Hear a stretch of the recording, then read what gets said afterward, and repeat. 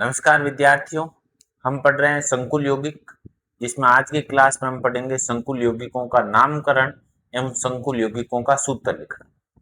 इससे पिछली क्लास में हमने पढ़ी थी संकुल यौगिकों की शब्दावली और उससे पहले हमने योगात्मक यौगिक और वर्णन सिद्धांत को देखा।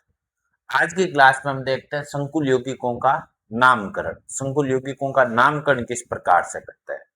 तो संकुल यौगिकों के नामकरण के कुछ नियम हैं। सबसे पहला नियम है नंबर 1, सबसे पहले संकुल यौगिक की पहचान करनी है कि वो संकुल यौगिक किस प्रकार का है, कौन सा आयन सरल है, कौन सा आयन जटिल है, इन समन्वय सत्ता में बंद है, उसकी पहचान करनी है और केंद्रीय परमाणु का निकालना ऑक्सीकरण अंक। तो सबसे पहले नामकरण में नंबर 1 कह सकते हैं कि संकुल यौगिक की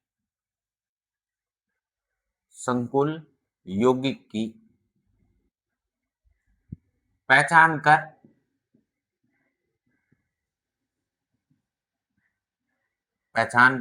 केंद्रीय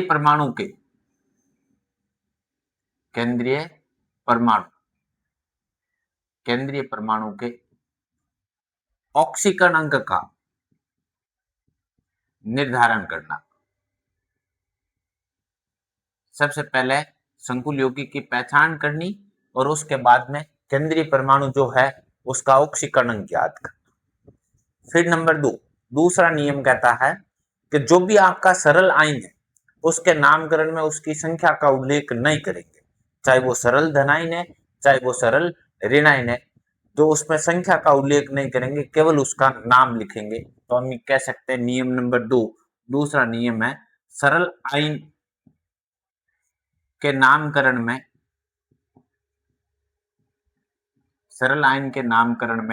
संख्या का उल्लेख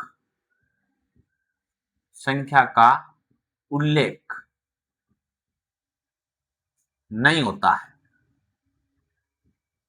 सरल आयन का नामकरण करेंगे, उस आयन के नामकरण में संख्या का उल्लेख नहीं होता है। फिर बात करते हैं नंबर 3, जो जटिल आयन आएगा, जटिल आयन का मतलब जो समन्वय सत्ता में बंद रहेगा, उसका नामकरण मीन्स हम ये कह सकते हैं समन्वय सत्ता का नामकरण। समन्वय सत्ता का नाम एक शब्द के रूप में लिखा जाता है।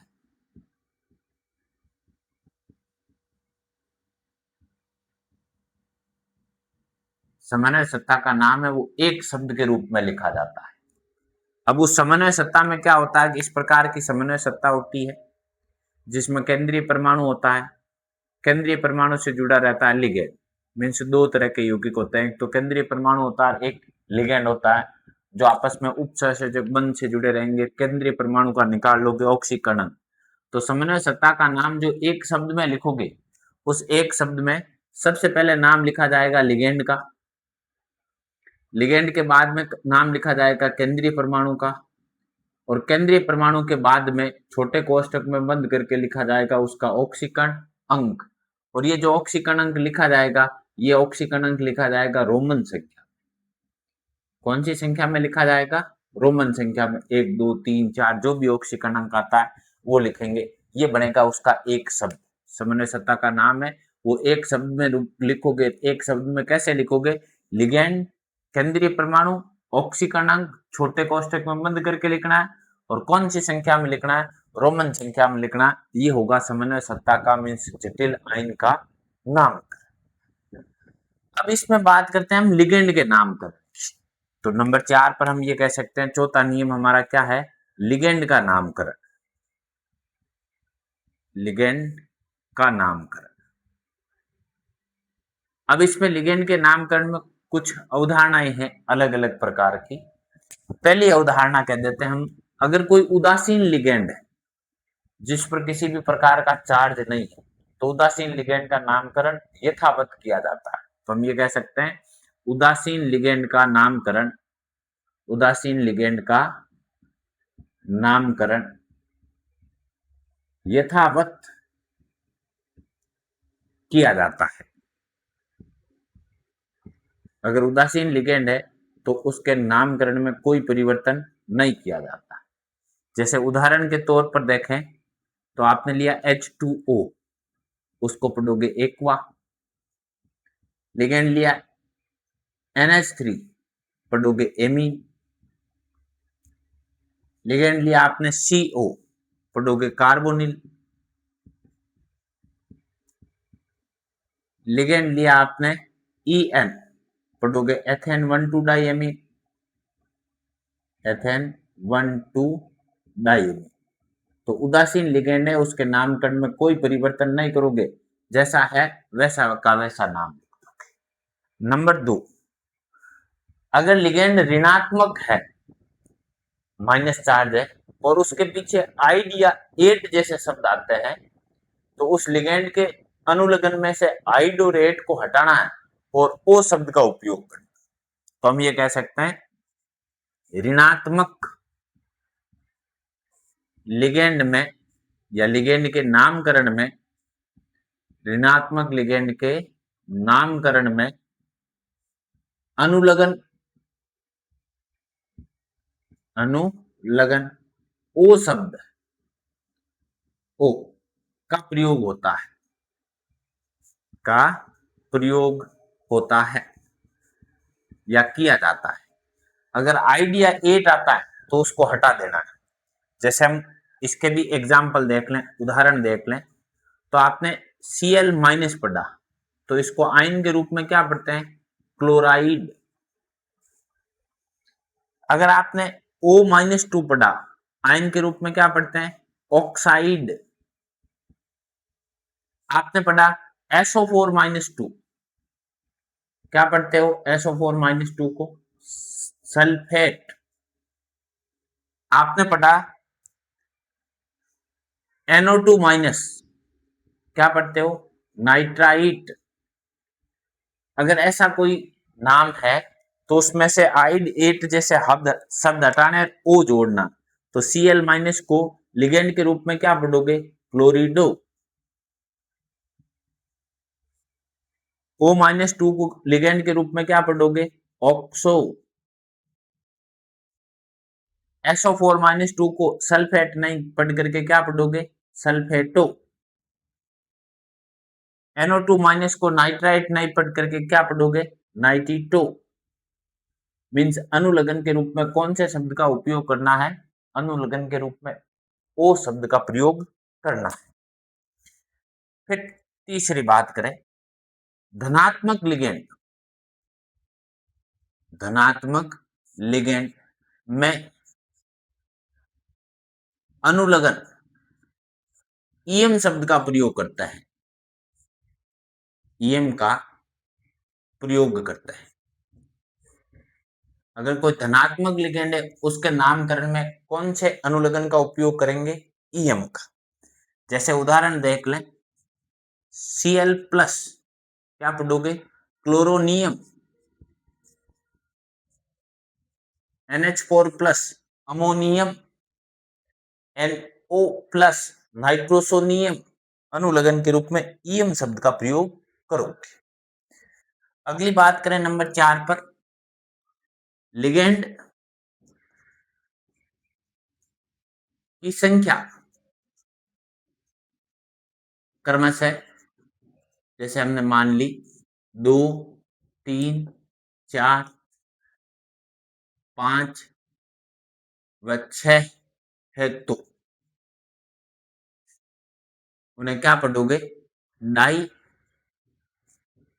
ट्राई, 4 के लिए टेट्रा, 5 के लिए पेंटा व 6 के लिए हेक्सा का प्रयोग करता है, का प्रयोग करता है। अगर लिगेंड की संख्या 2, 3, 4, 5, 6 है, तो क्रमशः 2 के लिए डाई, 3 के लिए ट्राई, 4 के लिए टेट्रा, 5 के लिए पेंटा, 6 के लिए हेक्सा शब्द का प्रयोग करता है। अगली बात करें, लिगेंड अलग अलग है तो उनको अंग्रेजी वर्णमाला के अनुसार लिखते हैं। लिगेंड अलग अलग है तो उन्हें अंग्रेजी वर्णमाला के अनुसार लिखते हैं, अंग्रेजी वर्णमाला के अनुसार, के अनुसार लिखा जाता है। अगर लिगेंड अलग अलग प्रकार के हैं तो उनको अंग्रेजी वर्णमाला के अनुसार लिखेंगे, सीधे नहीं लिखेंगे। जो अंग्रेजी वर्णमाला में पहला आएगा उसको पहले लिखेंगे, जो बाद में आएगा उसको बाद में लिखेंगे। अगली बात करें तो हम ये कह सकते हैं लिगेंड में डाई, ट्राई व टेट्रा जैसे शब्दों का उपयोग होता है तो उनमें संख्या का उल्लेख 2 के लिए 20, 3 के लिए 30 व 4 के लिए टेट्रा किस शब्द का प्रयोग करते हैं। तो हम ये कह सकते हैं लिगेंड में डाई, ट्राई, टेट्रा जैसे शब्दों का प्रयोग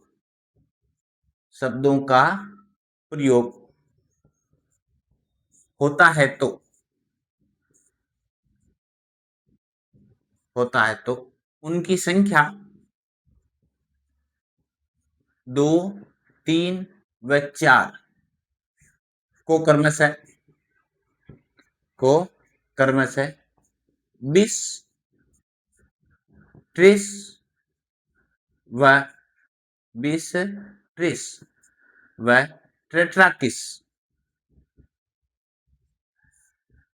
से प्रदर्शित करते हैं। 2 के लिए 20, 3 के लिए 30, 4 के लिए टेट्रा किस का उपयोग करेंगे, से प्रदर्शित करेंगे। अगली बात करें, अगर बहुकेंद्रीय कोई संकुल यौगिक है जिसमें सेतु लिगेंड प्रयुक्त होता है जो 2 केंद्रीय परमाणु को जोड़ने का कार्य करता है तो उसमें पूर्व लग्न के रूप में म्यू शब्द का प्रयोग करते हैं। तो हम ये कहते हैं सेतु लिगेंड के नामकरण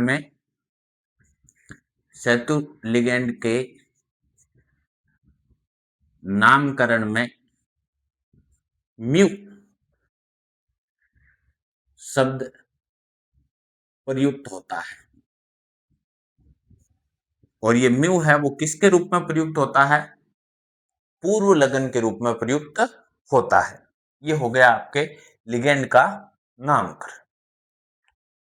अगली बात करें तो लिगेंड के बाद में किसका लिखा जाता है, केंद्रीय परमाणु का। तो नंबर 5 पर हम बात कर लेते हैं केंद्रीय परमाणु का नामकरण। धातु आयन का नामकरण। धातु आयन के नामकरण में अगर धातु आयन जटिल धनायन का है या उदासीन समन्वय सत्ता का है तो उसके नामकरण में कोई परिवर्तन नहीं करेंगे। बट जटिल ऋणायन का है तो उसके नामकरण में अनुलग्न के रूप में एट शब्द का प्रयोग करेंगे। तो 2 बातें इसमें ऐड कर सकते हैं हम। पहली बात तो ये कि धातु आयन उदासीन या जटिल समन्वय सत्ता का है तो नाम यथावत किया जाता है, नाम के में कोई परिवर्तन नहीं करता है। परंतु जटिल ऋणायन का है तो जटिल ऋणायन में केंद्रीय परमाणु में अनुलग्न एट शब्द का प्रयोग किया जाता है। एट शब्द का प्रयोग होता है। जैसे मान लिया केंद्रीय परमाणु है एपी, केंद्रीय परमाणु कौन सा है, एपी, तो इसका नामकरण करोगे तो इसको क्या पढ़ोगे, फेरेट। मान लिया केंद्रीय परमाणु है निकल, एनआई, तो उसका नामकरण करोगे तो क्या लिखोगे, निकलेट। केंद्रीय परमाणु है क्रोमियम, नाम करोगे तो क्या पढ़ोगे, क्रोमेट। केंद्रीय परमाणु है कोबाल्ट, नामकरण करोगे तो क्या लिखोगे, कोबाल्टेट। मींस अनुलग्न के रूप में कौन से शब्द का उपयोग किया जाता है, एट शब्द का प्रयोग किया जाता है। ये होता है संकुल यौगिकों का नामकरण। देखो देखे संकुल यौगिकों का आईयूपीएसी नामकरण कैसे करता है। तो सबसे पहले संकुल यौगिक की पहचान करनी है और पहचान करके केंद्रीय परमाणु के ऑक्सीकरण अंक का निर्धारण करना, नंबर 1। फिर नंबर 2 अगर आप किसी सरल आयन के नामकरण का उल्लेख करते हो तो सरल आयन के नामकरण में उनकी संख्या का उल्लेख नहीं करना। जो सरल आयन होता है, जो उसका नाम होता है, उसको उसी प्रकार से प्रदर्शित करना है। नंबर 3, समन्वय सत्ता का नाम एक शब्द के रूप में लिखा जाता है। समन्वय सत्ता का मतलब आयताकार डब्बा, जो हमने पहले परिभाषित भी किया। उसका जब नामकरण करेंगे तो एक शब्द के रूप में करेंगे। उस एक शब्द में सबसे पहले लिगेंड का नाम, फिर केंद्रीय परमाणु का नाम, फिर ऑक्सीकरण अंक छोटे कोष्टक में बंद करके रोमन संख्या में लिखेंगे। अब इसमें बात करते हैं लिगेंड का नामकरण। लिगेंड में अलग अलग नियम है। उदासीन लिगेंड है, नाम यथावत रखोगे। ऋणात्मक लिगेंड है तो अनुलग्न में ओ शब्द का प्रयोग करोगे। धनात्मक लिगेंड है तो अनुलग्न के रूप में ईएम शब्द का उपयोग करोगे। अगर लिगेंड अलग अलग प्रकार के हैं तो अंग्रेजी वर्णमाला के अनुसार लिखोगे। लिगेंड की संख्या ज्यादा है तो उसमें संख्या का उल्लेख करोगे, 2, 3, 4, 5 को। लिगेंड के नाम करने में डाई ट्राई टेट्रा शब्द आते हैं तो संख्या में 2 के लिए 20, 3 के लिए 30, 4 के लिए टेट्रा के शब्द का उपयोग करोगे। और अगर कोई लिगेंड सेतु लिगेंड के रूप में प्रयुक्त होता है तो पूर्व लगन के रूप में म्यू शब्द का प्रयोग करोगे। फिर बात करते हैं केंद्रीय परमाणु की। जटिल धनाइन या फिर उदासीन समन्वय सत्ता का केंद्रीय परमाणु है तो उसके नामकरण में कोई परिवर्तन, कोई बदलाव नहीं होता। परंतु अगर जटिल ऋणाइन का है, समन्वय सत्ता जटिल ऋणाइन के रूप में है, धनाइन के बाद जटिल ऋणाइन का प्रयोग हुआ, उसमें केंद्रीय परमाणु के नामकरण में जब केंद्रीय परमाणु का नाम लिखोगे उसमें अनुलग्न के रूप में एट शब्द का प्रयोग किया जाता है। ये होता है संकुल यौगिकों के नामकरण के नियम। अब हम नाम लिख करके देख। अभी तो हमने देखा संकुल यौगिकों के नामकरण के नियम कौन कौन से होते हैं। अब हम संकुल यौगिक का उदाहरण लेते हैं, उसका नामकरण। आपने ये पहला एग्जाम्पल लिया नंबर 1 पर, K3FeCN6, इस संकुल यौगिक का नामकरण कर।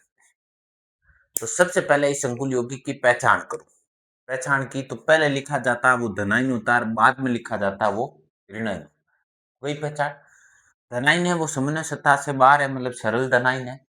ऋणाइन है वो समन्वय सत्ता के अंदर है, आयताकार डब्बे में है। आयताकार डब्बे में मतलब जटिल धनाइन है, सरल ऋणाइन।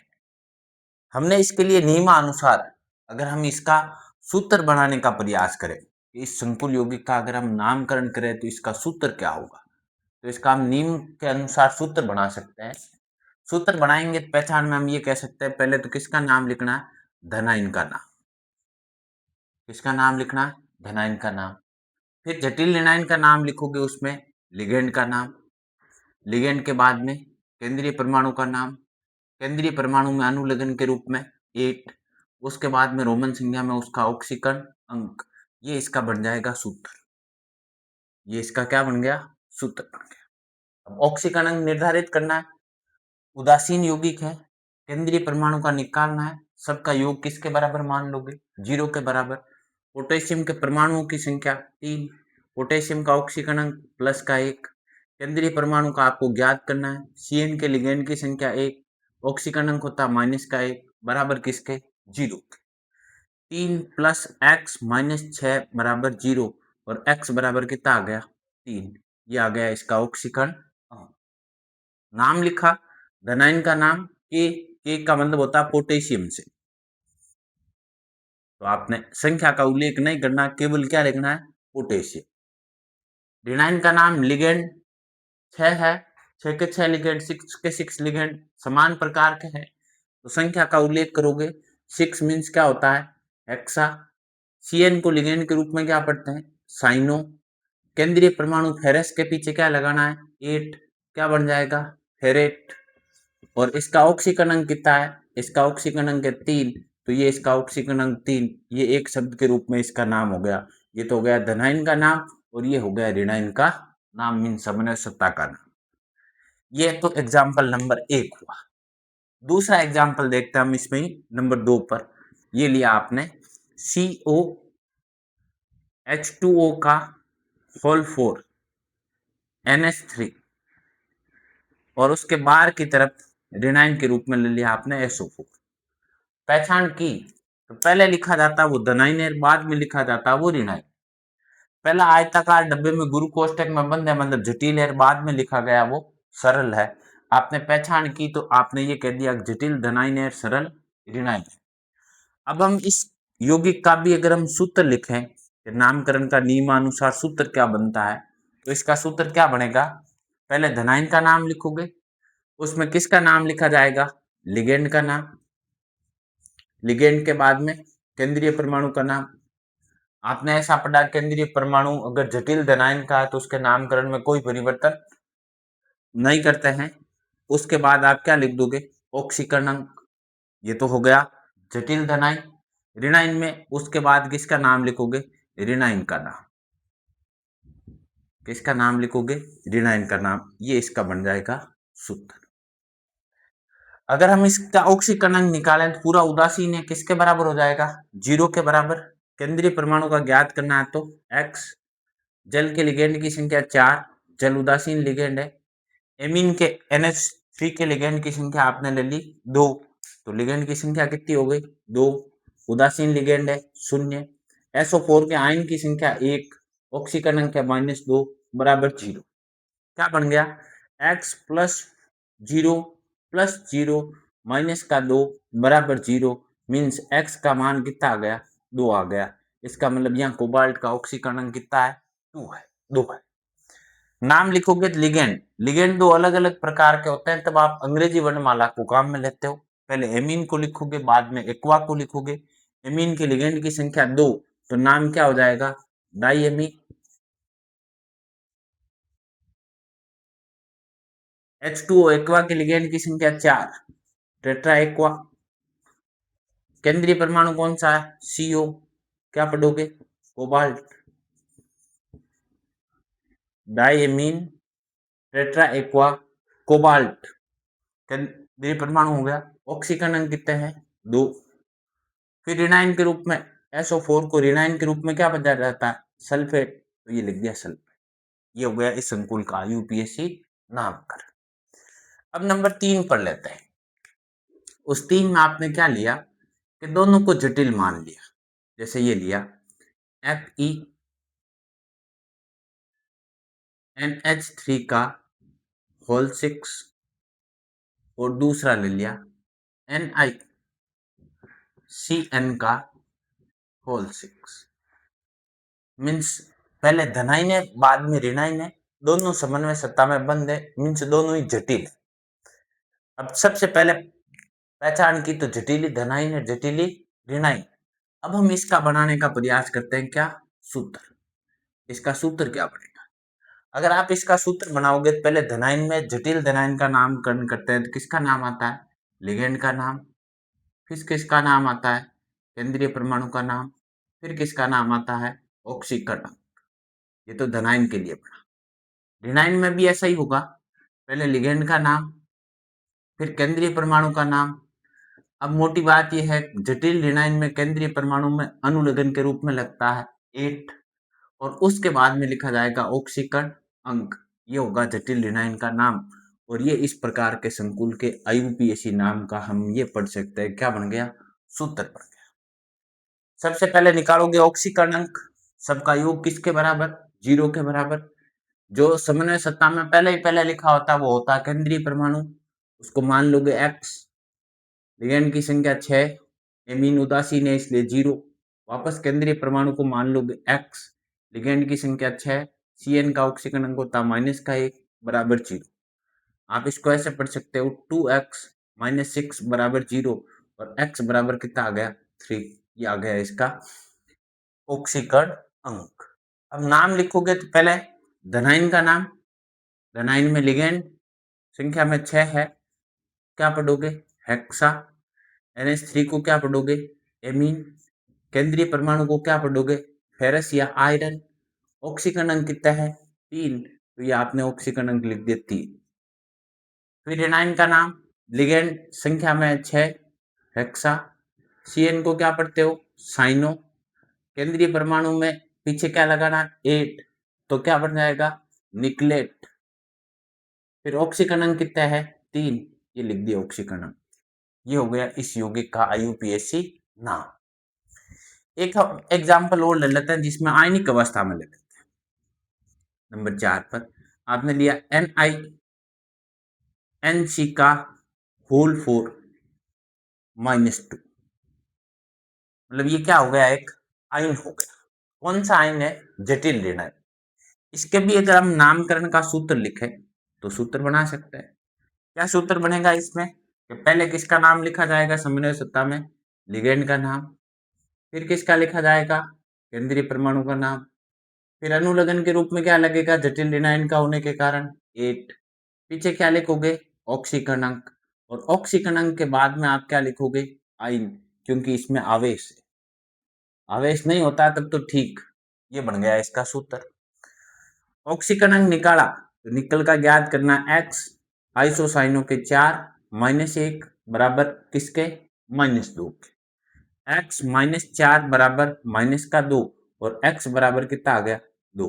ये आ गया इसका ऑक्सीकरण अंक। नाम लिखा तो संख्या में 4, 4 को आप क्या पढ़ते हो, टेट्रा। NC को क्या पढ़ते हो, आइसोसाइनो, आइसोसाइनो। निकल के पीछे 8 लगाया तो क्या बन गया, निकलेट। ऑक्सीकरण अंक आपको कितने प्राप्त हुए, ऑक्सीकरण अंक आपको प्राप्त हुए 2, जो रोमन संख्या में लिखनी है। और पीछे कौन से शब्द का उपयोग करना है, आयन शब्द का उपयोग। नंबर 5 पर देखें तो हमने ये उदाहरण ले लिया, क्या ले लिया कि हमने लिया Ni, आयरन का ले लेते हैं या कोबाल्ट का ले लेते हैं, COH2O का होल ट्वाइस, En का होल ट्वाइस, और ऊपर आवेश हो गया आपका प्लस का 2। अब आप इसका सूत्र बनाओगे, इसका भी जटिल धनायन है, केवल आयन है। सूत्र बनाओगे तो क्या नाम बनेगा इसका सूत्र, किसका नाम पहले लिख दोगे, लिगेंड का नाम, फिर किसका लिख दोगे, केंद्रीय परमाणु का नाम, नाम में कोई चेंज नहीं करना है, फिर क्या लिख देना है, ऑक्सीकरण, क्योंकि ऊपर आवेश है तो पीछे कौन से शब्द का उपयोग करोगे, आयन शब्द का उपयोग करोगे। ये बन गया इसका सूत्र। ऑक्सीकरण निकालना है, केंद्रीय परमाणु के लिए x, H2O के लिगेंड 2, ऑक्सीकरण 0, En के लिगेंड 2, ऑक्सीकरण 0 बराबर +2, x बराबर कितना आ गया, 2। ये केंद्रीय परमाणु का। अब नाम लिखोगे, aqua means air, amine means ई। पहले किसको लिखा जाएगा, एक्वा को। लिगेंड की संख्या कितनी है, 2। नाम लिखा 2 के लिए क्या पढ़ोगे, डाई। H2O के लिए आप क्या पढ़ोगे, एक्वा। En का मतलब किससे होता है, एथेन 1,2 डाइएमीन से। डाई शब्द का प्रयोग हुआ तो 2 संख्या है, उसको आप 2 नहीं पढ़ करके क्या पढ़ोगे, 20। फिर ये संकेत के रूप में लिखा हुआ था, इसका नाम छोटे कोष्टक में बंद करके लिख दोगे। क्या नाम होता है इसका, एथेन 1,2 डाइएमीन, डाइएमीन। फिर केंद्रीय परमाणु कौन सा है, केंद्रीय परमाणु है कोबाल्ट, और उसका ऑक्सीकरण अंक कितना प्राप्त हुआ आपको, 2। और पीछे कौन से शब्द का उपयोग करोगे, आयन शब्द का उपयोग करोगे। ये हो गया संकुल यौगिकों का नामकरण। पहले नियम देखे, नियम के बाद में अब किस प्रकार से करते हैं, अलग अलग प्रकार के संकुल यौगिक लिए और उन संकुल यौगिकों का हमने किया नामकरण। तो इसमें सरल धनायन, जटिल ऋणायन, जटिल धनायन, सरल ऋणायन, जटिली धनायन या जटिली ऋणायन, और ये 2 आयन, जटिल ऋणायन और जटिल धनायन। और अगर इसमें पीछे जल के अणु प्रयुक्त हो जाते हैं तो उसको आप हाइड्रेट का अणु मोल के रूप में पढ़ सकते हो। 2 है तो डाइहाइड्रेट, 3 है तो ट्राइहाइड्रेट, ऐसे शब्दों का उपयोग कर सकते हो। ये तो हुआ संकुल यौगिकों के नामकरण के नियम और संकुल यौगिकों का नामकरण। अब हम देखते हैं संकुल यौगिकों का सूत्र लिखना। अभी हमने देखा संकुल यौगिकों का नामकरण कैसे करते हैं, कौन से नियम है, किस प्रकार से किया जाता है। अब बात करते हैं हम संकुल यौगिकों का सूत्र लिखना। संकुल यौगिकों का सूत्र कैसे लिखते हैं, नाम दे रखा है तो उसमें सबसे पहले नंबर 1 आप संकुल यौगिक की पहचान करोगे, और नंबर 2 पर सरल आयन को संयोजकता के साथ लिखोगे। नंबर 3 जटिल आयन को समन्वय सत्ता में बंद करके लिखोगे, उस पर आवेश मान लोगे x। फिर नंबर 4 पर x की गणना करोगे, और नंबर 5 पर संयोजकता के अनुरूप सूत्र लिखो। तो सबसे पहले आपको क्या करना है, संकुल की पहचान करनी है।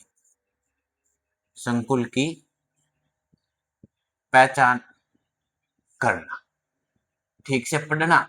सरल आयन कौन सा है, धनायन कौन सा है, ऋणायन कौन सा है, सरल कौन सा है, जटिल कौन सा है, वो करना। नंबर 2, सरल आयन को संयोजकता के साथ लिखना, संयोजकता के साथ प्रदर्शित करना।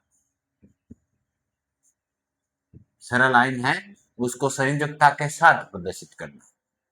नंबर 3, जटिल आयन को समन्वय सत्ता में लिखना, जिस पर आवेश x मानकर प्रदर्शित करना, जिस पर आवेश क्या मान लोगे, x मान लोगे, लिख दोगे। नंबर 4 पर x की गणना करना,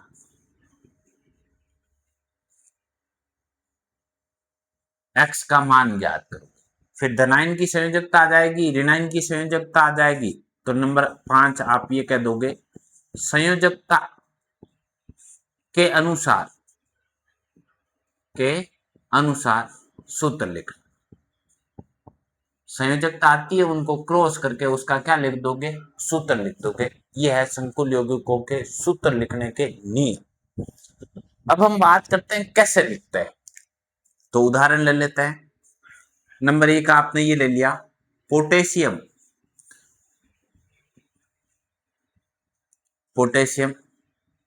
हेक्सासाइनो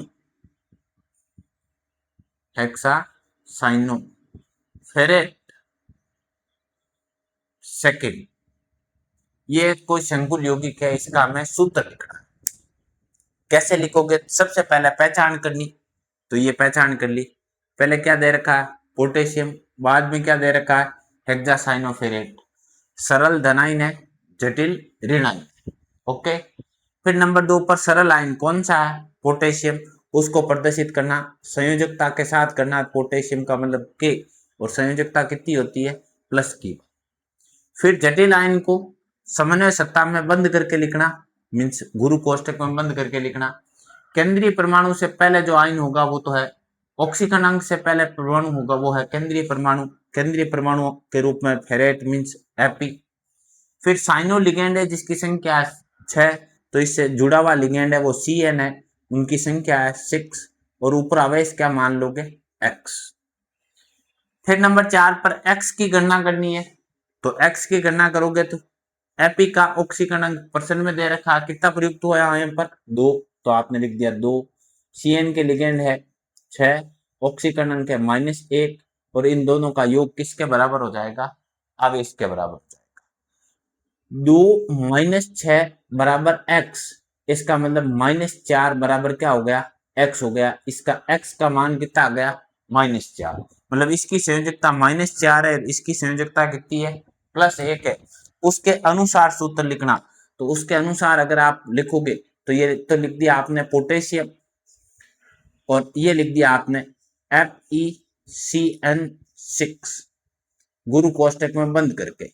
संयोजकता के अनुरूप लिखोगे तो इसकी संयोजकता यहाँ पर है, इसकी संयोजकता यहाँ पर, तो यहाँ पर आ जाएगा 4 और यहाँ आ जाएगा 1। ये बन गया इस यौगिक का क्या, अणुसूत्र। क्या बन गया, K4FeCN6। दूसरी बात करें नंबर 2 पर, एक ऐसा एग्जाम्पल हम और ले लेते हैं। ये नंबर 2 पर ले लिया, क्या ले लिया आपने एग्जाम्पल, ये ले लिया tris oxalato tris ethane 1,2 diamine, tris ethane 1,2 diamine, tris ethane 1,2 diamine cobalt third या सेकंड लिख देते हैं, सेकंड सल्फेट।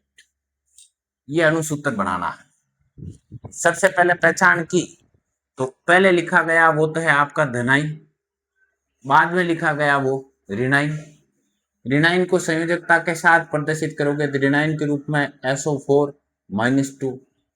धनाइन को समन्वय सत्ता में बंद करके लिखोगे तो ऑक्सीकरण अंक से पहले केंद्रीय परमाणु कोबाल्ट।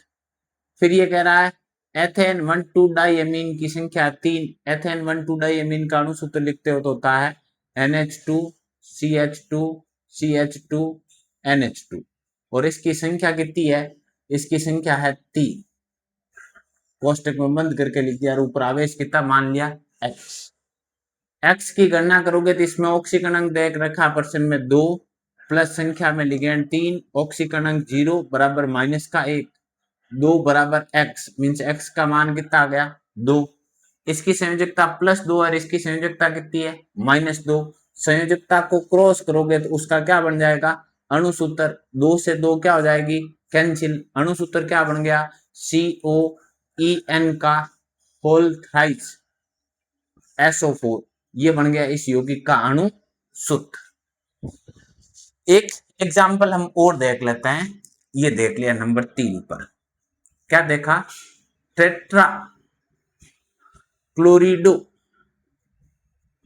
निकलेट,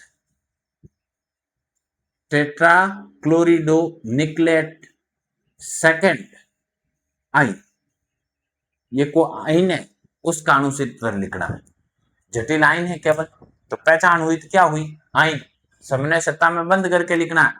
ऑक्सीकरण अंक से पहले केंद्रीय परमाणु कौन सा है निकल।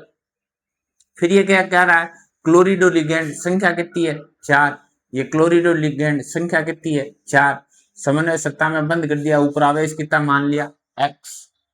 x की गणना करोगे निकल का ऑक्सीकरण अंक प्रश्न में दे रखा है कितना दे रखा है 2, तो ये आपने लिख दिया 2 प्लस CN के लिगेंड 4, ऑक्सीकरण अंक माइनस का 1 बराबर x, 2 - 4 बराबर x, माइनस का 2 बराबर x। इस पर आवेश कितना आ गया -2। तो अब आप इसका जब अणुसूत्र लिखोगे तो इसका अणुसूत्र क्या बन जाएगा, इसका अणुसूत्र बन जाएगा NiCl4 और ऊपर आवेश कितना हो जाएगा -2। ये हो गया इस यौगिक का क्या अणुसूत्र। तो ये हो गया संकुल यौगिकों का अणुसूत्र लिखना। 5 नियम है, वापस देख लेना। सबसे पहले पहचान करनी, सरल आयन को संयोजकता के साथ प्रदर्शित करना, जटिल आयन को समन्वय सत्ता में बंद करके लिखना जिस पर आवेश मान लेना x, फिर उस जटिल आयन के आवेश की गणना करनी, फिर जो संयोजकता उस संयोजकता को क्रॉस करके उसका क्या बना लोगे अणुसूत्र बना लोगे। जैसे ये ले लिया आपने एक सरल धनाइन जटिल ऋणाइन, एक ले लिया जटिल धनाइन और सरल ऋणाइन और एक ले लिया आपने आयन। इस प्रकार से किया जाता है संकुल यौगिकों का सूत्र। उससे पहले लिखा संकुल यौगिकों का नामकरण। अगली क्लास में हम पढ़ेंगे संकुल यौगिकों में आबंध की प्रकृति VBT और CFT। आज की क्लास आपको अगर ठीक लगी, आपके समझ में आया तो हमारे चैनल को लाइक करें, शेयर करें एवं सब्सक्राइब करें। धन्यवाद।